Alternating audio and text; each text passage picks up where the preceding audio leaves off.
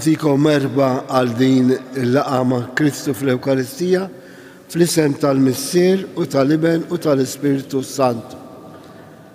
Il-grazzja ta' Sidna Ġesu Kristu, l-imħabba tal-Alla l-Missier u l-għaqda fl-Ispiritu Santu tkun ma'kom il-koll. Insaffu qalbna billi nitolbu maħfra lill-Alla tan-djufijiet tagħna, ċerti illi il-ħina kbira tal-Alla tasal fuqna.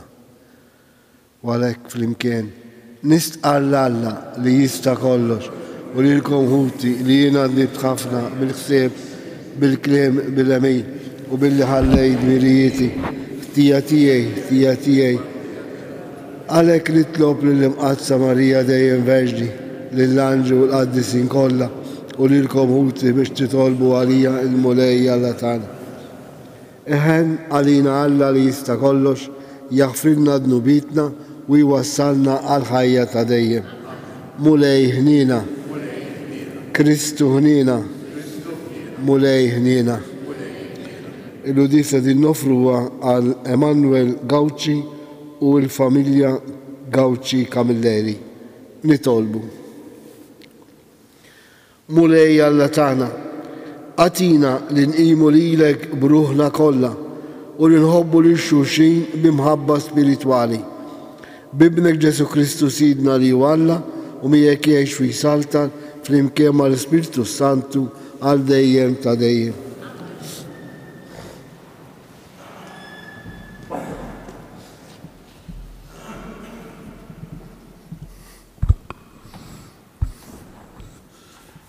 Qari mit-tieni ktieb ta' Samwel.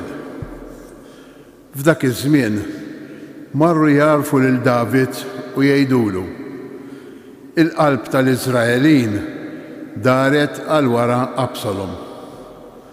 U David qal lill-qaddejja kollha tiegħu li kienu miegħu f'Ġerusalemm: qumu ħanaħarbu għax m'hemmx ħelsien għalina minn quddiem Absalom. Fittxu għaġlu li ma jaġġilx aktar minna u jilħaqna u jġib l-ħsara fuqna u jaħbad għal-belt u jaddija minn xifer ix-xabla.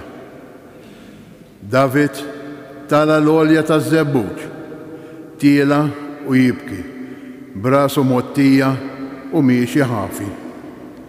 U baqgħu telajn u jibku, il-poplu kollu li kien miegħu, kulħadd brasu mottija. U s-Sultan David wasal sa Baħawrim u joħroġ minn hemm raġel mit-tribut tal-familja ta' Sawl li kien jismu Simaj bin Ġera. Miexi u jisħet u jwaddab iż-żrar għal David u għal-qaddejja kollha tas-Sultan David u l-kotra kollha. Imma l-kotra kollha u l-qalbenin kienu madwaru fuq ix-xelluk u fuq il-lemin.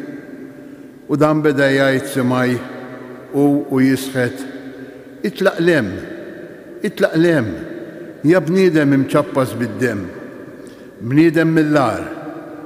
ħajreġġa fuqek il-mulej id-dem kollu ta' dar Sawl li tħalt is-saltan floku u jagħti il-mulej is-saltna lill-ibnek Absalom. Arak, issa flali tiegħek għax int bniedem kollok dmija.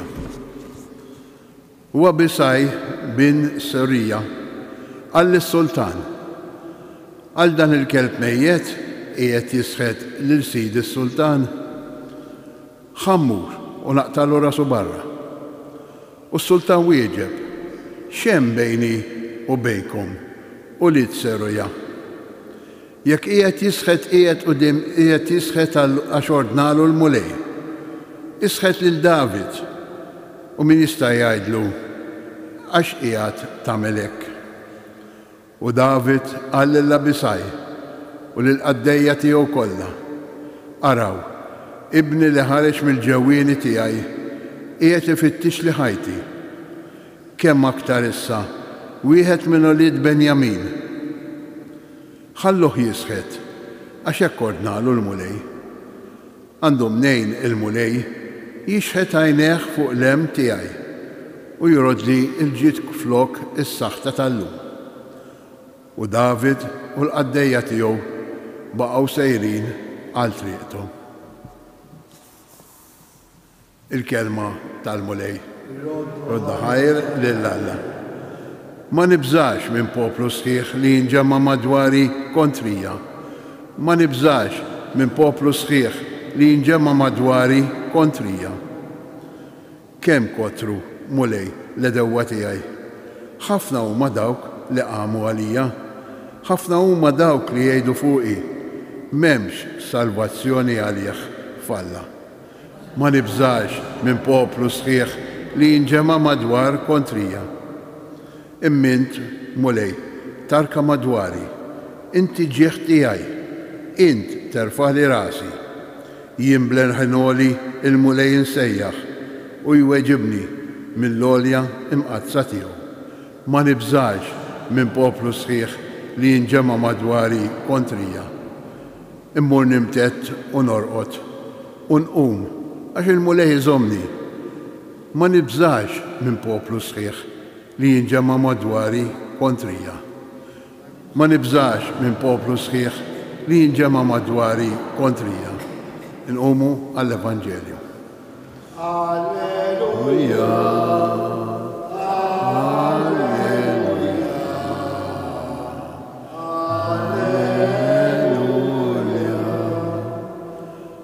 Profeta kbir anfosna u Alla żar il-poplu tiegħu. Alleluja. Alleluja. Alleluja. Il-mulej magħkom. Qari mill-Vanġelu skont San Mark. Dak iż-żmien Ġesu u d-dixxipli tiegħu waslu x-xatt ieħor tal-baħar u ġew fil-pajjiż ta' Ġerażin. Kif niżel mid-dgħajsa, ressaq fuq wieħed li ħareġ mill-oqbra u li kien maħkum minn spiritu ħażin. Dan kien jammar foqroq fil-oqbra u ħadd ma kien jista' jżommu marbut anqas b'katina għax bosta drabi laħqu rabtuh bix-xkiel u bil-ktajjen u kien jaqsam il-ktajjen u jkisser ix-xkiel. U ħadd ma kellu l-ħila jżommu. Lejlu nar kien il-ħin kollu joqgħod qalb l-oqbra jew fuq il-muntanji, jixer u jqatta ġismu f'żrar.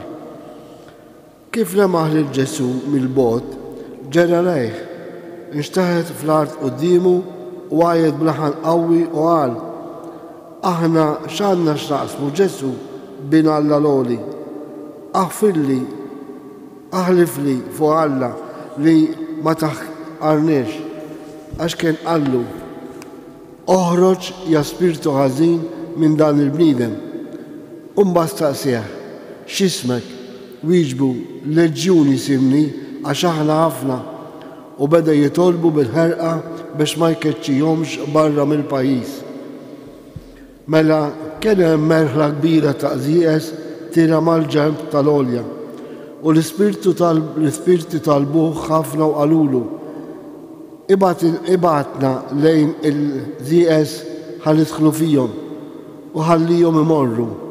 L-ispirti ħżiena ħarġu u daħlu fil-qżieqes u l-merħla li kienet ta' madwar 2000 ras inxteħtet ġal-baħar mill-għoli tax-xaqliba u għerqet fil-baħar. Ir-rajja tagħhom ħarbu u marru jxandru l-aħbar mal-belt u l-irtizet u n-nies ġiet tara x'ġara. Ġew dej Ġesu u lil dak li kien hemm maħkum mix-xitan u li kellu leġġun ġo fih raħu bil-qejda, libes u moħħu f'siktu. U mbagħad mibluwejn bil-biża' in-nies li raw il-ġajja qalulhom x'kien għadda minn għala l-imxejtan u l-qżieqes. U mbagħad bdew jitolbuh ħafna lil Ġesu biex iwarrab minn pajjiżhom. Kif kien tila fuq id-dgħajsa, dak li qabel kien maħkum mix-xitan beda jitolbu ħafna biex iħallih jibqa' miegħu. Iżda hu ma ħallihx u qallu: mur inġabar id-dar ta' manisek wejdilhom kull ma għamel miegħek il-mulej u kif kien ħen għalik. Dak li telaq u beda jxandar fid-depokoli kemm kien għamel miegħu Ġesu u kulħadd staġeb. Il-kelma tal-mulej.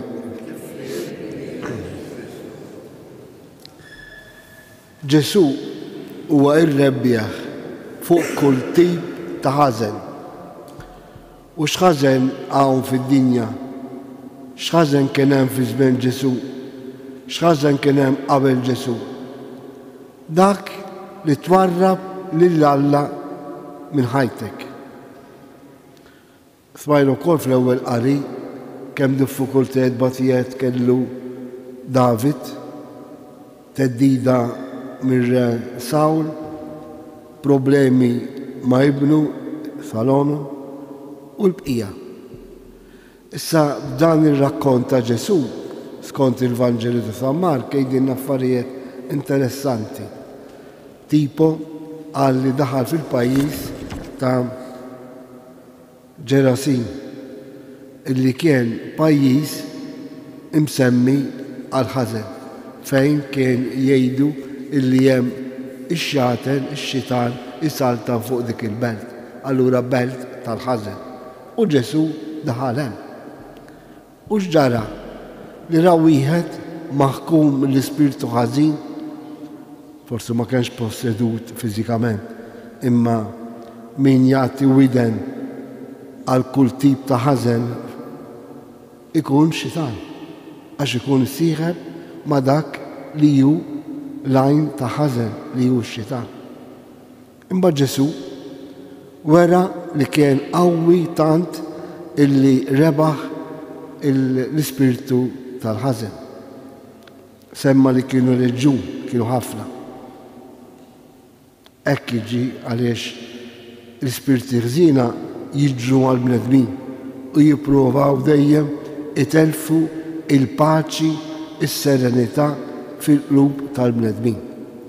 U Ġesu dan il-miraklu hekk simboliku nistgħu ngħidu għalina, anke jekk fil-fatt ġara dan, imma Ġesu il-miraklu li kien jagħmel kien jgħidilna x'kienet il-missjoni tiegħu. U x'missjoni għandu Ġesu? Li jeħlisna minn kull tip ta' ħażen, illi jenna quddiem kull tip ta' tentazzjoni. U dan il-miraklu fih simbolizmu qawwi ħafna, għaliex l-ewwel nett bagħat ix-xjaten fil-dak żieqes illi kien annimal imniġġes, allura huwa post ta' ħażen. Imma fuq kollox illi dawn il-ħnieżer tafaħħom taħt il-baħar u l-lut taħt il-baħar kien ifisser is-salta tal-ħażen. U min joħroġ mill-ilma kif kien ħareġ il-poplu Alla mill-Baħar l-Aħmar, kif ħareġ Ġesu mill-ilma tal-Ġurdan, kif Ġesu mbagħad ħareġ ukoll mill-qabar, kien ifisser li hu rebbieħ fuq il-ħażen. Tant anke meta l-Evanġeli rakkontawna li Ġesu kien mixi fuq il-baħar, fisser li Ġesu huwa ir-rebbieħ ta' kull ħażen. Issa min jemmen fih jieħu sem fir-rebħa, jieħu sem illi il-ħażen iwarbuh minna, anke jekk ikompli insisti li jdur magħna. U għalhekk f'din ir-rakkont naraw li Ġesu huwa l-uniku li jista' jgħinna biex nirbħu il-ħażen li jkun hemm ġafina. Għax imbagħad Ġesu jgħidilna wkoll illi il-ħażen tal-bniedem joħroġ mill-qalb, mhux minn dak li jidħol mill-fom. Jiġifieri qalbna rridu nippruvaw nippurifikawha, inħallu isaltan fija Ġesu bil-kelma tiegħu tal-Vanġelu, bit-tagħlim tal-Knisja biex inkunu nistgħu niġġieldu kontra kull tip ta' ħażen. Sa kull wieħed jista' jaraf x'ħażen hawn madwarna jew madwaru. dak is-sentimenti forsi ta' rabja, forsi xewqat ta' deni lill-proxmu, forsi xewqat li mhumiex dawk li jżommuna fil-paċi ma' nfusna u l-bqija, kull tip. Allura il-konklużjoni tar-riflessjoni għal din il-ġurnata hija kemm aħna kapaċi nħallu lil Kristu rebbieħ fuq il-ħażen, irrebbaħna fuq kull ħażen li jista' jkollna madwarna. Jekk nemmnu verament li Ġesu jista' jagħmel dan, inkunu on the right way biex insibu s-salvazzjoni tagħna.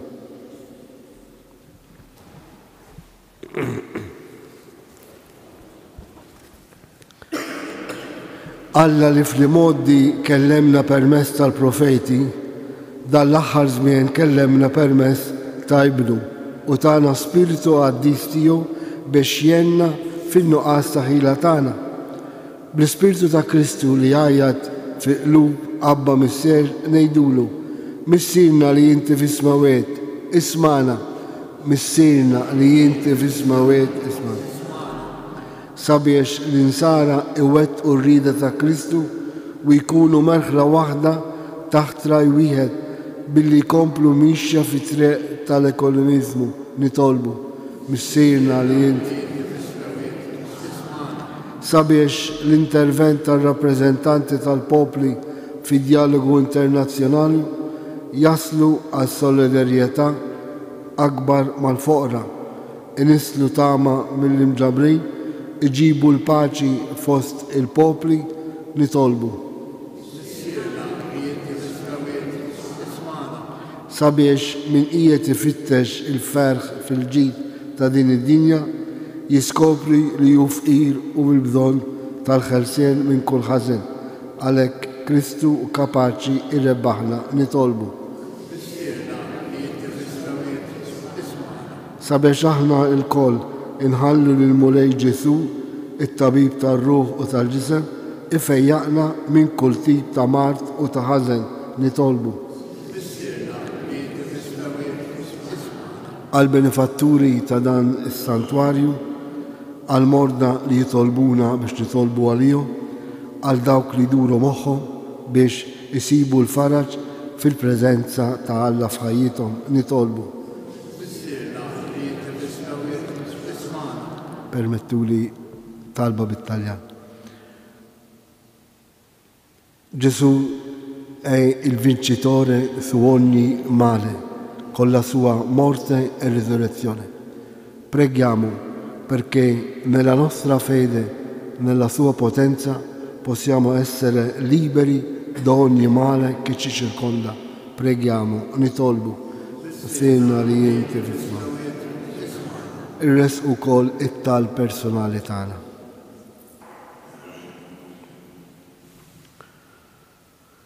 U Alla li ħejjejt pjan ta' salvazzjoni għal kull bniedem li għandu fiduċja fik. Tħalli qatt li l-ħażen joħroġ joħnoq it-tajjeb li hemm fina imma jenna bil-grazzja tiegħu bi Kristu Sidna.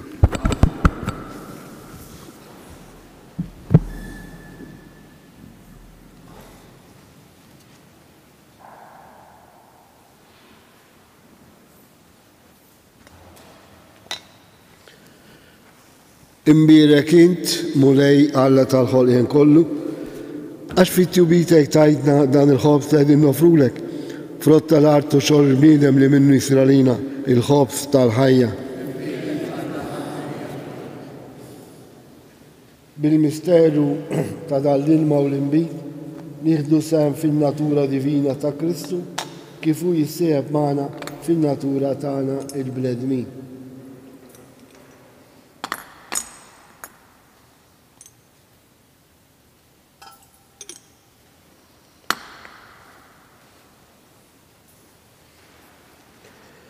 Imbirek int Mulej Alla tal-ħolqien kollu, għax fit-tjubitek tajtna dal-imbit li qegħdin nofrulek, frott tad-dilja u xogħol bniedem li minnu jisralina x-xorb tar-ruħ.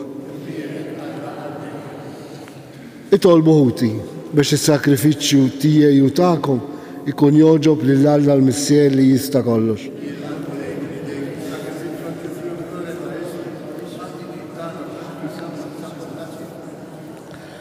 fuq l-altar tiegħek mulej, aħna l-għaddejja tiegħek għedna l-offerti tagħna. Fil-ħinna tiegħek il-qaħħom u għamilhom is-sagrament tal-fidwa tagħna bi Kristu Sidna. Il-mulej magħkom. Nerfgħu qlubna l fuq. Niżukħal lill-mulej Alla tagħna. Sewwa u xira tas-sew Muftier Qaddis Alla ta' dejjem tista' kollox tajjeb u daġid tas-salvazzjoni tagħna li dolodu u f'kull sitwazzjoni tal-ħajja ta' kuljum irroddulek ħajr. Qatt li xejn ma teħtieġ it-tifħir tagħna, intoġbok tagħtina l-grazzja b'dil-Ewkaristija biex minn qalbna irroddulek ħajr. Għax jekk il-ġieħ li nagħtuk ma jżidlek xejn fik innifsek, imma lilna jiswilna għas-salvazzjoni bi Kristu Sidna. Għalhekk nissibku mal-tajja tal-anġli u ferbir intennulek. Qaddis, qaddis, qaddis. F'mowet u l-art u mli glorja tiegħek. Imbierek minn ġej fisem il-mulej u sanna fil-oli tasma. Qaddis tassew int mulej inti l-għajn ta' kull dusija. Qaddes għalhekk nitolbuk dal-offerti bil-barka tal-Ispirtu tiegħek biex isiru għalina il-ġisem u d-dem ta' Sidna Ġesu Kristu. Li meta kien ser jingħata biex mir-raj ħibati, ħal ħobs, ratt il-ħaj, qasam tal id-disċipli tiegħu u qal: ħudu u kulu il-kol minn dan, għax dan huwa ġismi li jingħata għalikom.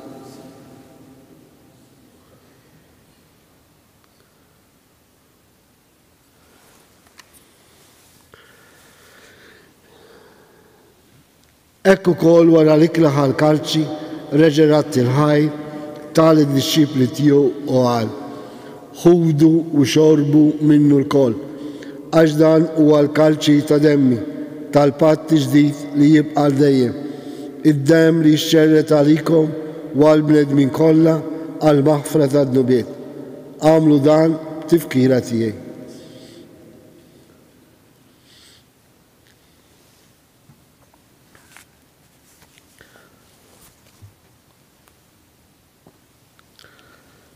Danu il-misteru tal-fidi inħabru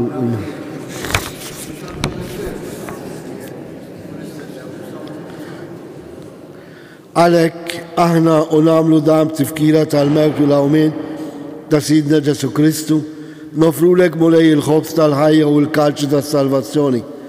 U rodurek ħajra xoġbok tilgħana hawn quddiemek biex nagħduk. U miċ-ċokontani tolbu l-Ispirtu Santi għadna f'ġisewwiet li jimna nieħdu sehem il-ġisew id-dem ta' Kristu. Ftakar mulej fi knisja tiegħek imxerda mad-dinja kollha, u qed taf li mħabba flimkien mal-Papa Franċesku, mal-Isqof tagħna Anton, mal-Ministri u l-poplu li int għażilt għalik. Ftakar f'Emanuel Gawċi u l-familjari tal-familja Gawċi Kamilleri li joġbok issejħilhom għal għandek minn din-dinja. Ftakar f'ħutna dak li raqdu bit-tama tal-awmien, daħħal quddiemek il-mejtin kollha fid-dawl tas-seb tiegħek. Ħen għalina l-kol nitolbuk, għatilina wkoll il-wir tal-ħajja ta' dejjem, flimkien mal-Verġi Mqadsa u Malla Marija, San Giuseppe, l-Apostli, San Ġorġ Preka u l-qaddisin kollha li jgħixu fil-biberija tiegħek sa mill-bidu tad-dinja. Għamel li magħhom infarruk u nsebħuk b'Ġesu Kristu ibnek. Bi Kristu, ma' Kristu u fi Kristu jingħata lilek Alla missier li tista' kollox, flimkien mal-Ispirtu Santu, kull ġeħu glorja għal dejjem ta' dejjem. Fit-talba li ngħidu issa, Ġesu jallimna li nafdaw fih biex nkunu ħielsa minn kull dedi ta' madwarna. Għalhekk nitolbuh u nsaħħu l-fidi tagħna fih biex ma nkunux skjavi tal-ħażen ta' madwarna. U għalhekk ngħidu flimkien: missierna li inti fis-smawiet jitqaddes ismuk, tiġi saltnatek, ikun li trid int kif is-sema jgħidu fl-art. ħobżna ta' kuljum اغفر لنا ذنوبنا ونغفر لمين وهات علينا لا تدخلناش في التجريب إذا هرسنا من كل دني أخلصنا نطلبوك مولاي من كل دني أعطينا في الطيبة الخنيناتيك باش نكونوا هيلسا دايم مذنوب ومهارسة من كل انكويت احنا ونستنى ونتما ولانا والمجة السالفاتور تاعنا جيسو كريستو مولاي جيسو كريستو لا الأبوستل تيك نخلي لكم إسلام نعطيكم إسلام تيك لا تخارس لين نوبيتنا إذا هارس لين الفيد ذا كنيستيك أتي أسلام ولا أقدرين تريد فيها أنت تعيش في السلطان على دايم تدايم الباتشي تا جيسو تكون دايم معكم آتو سينيال تا باتشي للشوشي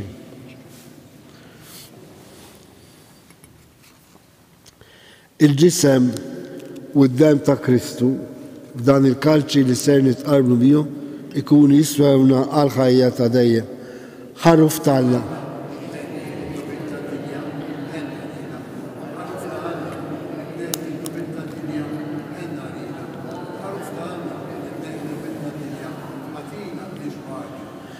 دانو جسو دانو الحرف تعالى لينخد نبات الدنيا خيني نحن المسجدنا على كلات الخروف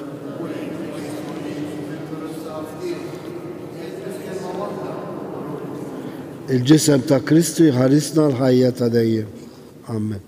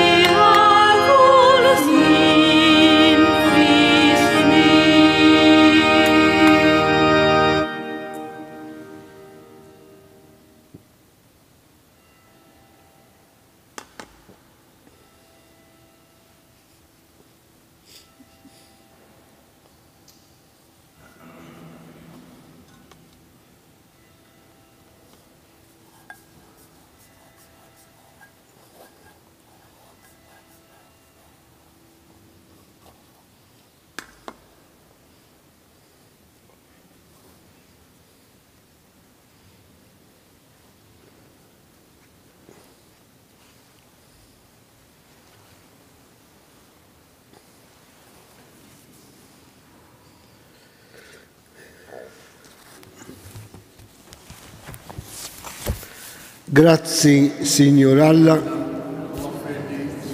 gloria al Missier li benu l-Ispiritu Santu. Nitolbu, mulej, int għawejtna bid-don ta' din l-Ewkaristija. Għamel nitolbuk li b'din l-għajnuna għas-salvazzjoni tagħna nissaħħu dejjem fil-fidi vera bi Kristu Sidna. Qabel il-barka tal-aħħar nitolbu flimkien il-Madonna ta' Pinu biex tħarrisna minn kull ħażen ta' madwarna biex inkunu rebbieħa kif kienet hi meta qalet hawn jien ikun minni skont kelmtek għax min iwettaq il-kelma ta' Alla huwa ħieles mill-ħażen. Għalhekk fidi ngħidu flimkien. Slima għalik Marija, bil-grazzja mimlija il-mulej miegħek, imbirki inti fost in-nisa u mbirek il-frott tal-ġuf tiegħek Ġesu. Qaddisa Marija Alla, tlob għalina metimmin, issa u fis-sija tal-meta. U Marija li dħalt fid-dinja mingħajr teba, il-mulej magħkom. Iberikkom Alla li jista' kollox, il-Missier, l-Iben u l-Ispiritu Santu. Morru għejxu il-paċi ta' Kristu. Il-ġurnata tajba li kulħadd.